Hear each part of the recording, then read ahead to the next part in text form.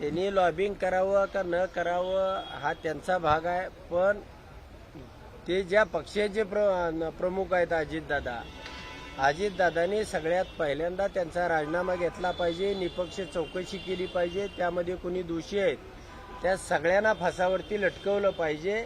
आणि नुसता हा संतोष देशमुखचा एक खून नाही, असे असंख्य खून आहेत, असे असंख्य भोग आहेत की त्या सगळ्याचा छडा आणि तपास लावला पाहिजे. आता अजितदादाकडून हीच अपेक्षा राहिली होती, आता यापेक्षा दुसरी काय अपेक्षा करणार नाही. त्यांनी तर पहिल्या दिवशी ज्या दिवशी आरोप झाला त्याच दिवशी त्यांनी राजीनामा द्यायला पाहिजे होता. आणि ज्यांच्या पक्षामध्ये ते आहेत त्या अजितदादांनी त्यांचा राजीनामा घ्यायला पाहिजे होता. इतकं बदनाम होऊन ज्यावेळेला सरकार तुम्ही चालवाल त्यावेळी सामान्य माणसाचं मन या राज्यकर्त्याविषयी अतिशय वाईट आहे.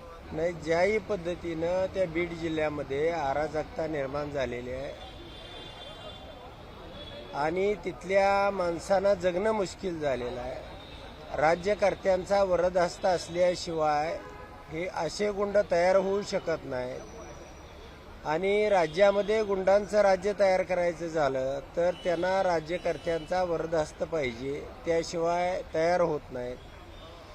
आणि म्हणून राजकारणी जाणीवपूर्वक या गुंडांना पोसतात, तयार करतात, लोकांमध्ये दहशत निर्माण करतात. आणि अशा गुंडांना पोसणाऱ्यांचा सुद्धा बंदोबस्त झाला पाहिजे.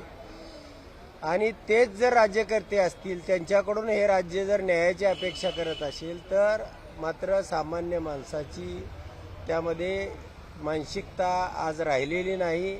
या राज्यामध्ये अराजकता निर्माण झाल्याशिवाय राहणार नाही अशी परिस्थिती आहे. नाही, नक्कीच या राज्यकर्त्यांनी अशा पद्धतीचे आरोप झाल्यानंतर मागं विलासराव देशमुख असतील, अनेक आराराबा असतील, अनेक अगदी पाठीमागं रेल्वेचा अपघात झाला तर लालबहादूर शास्त्रींनी राजीनामा दिला होता. आणि अशा प्रकारचे आरोप ज्यावेळेला खून, मर्डर आणि त्या वाल्या कोळ्यांनी कुणासाठी रांजण भरलेत, कुणासाठी हा खून करतोय, कुणासाठी हा दहशत माजवतोय हे सगळ्या राज्याला माहिती आहे.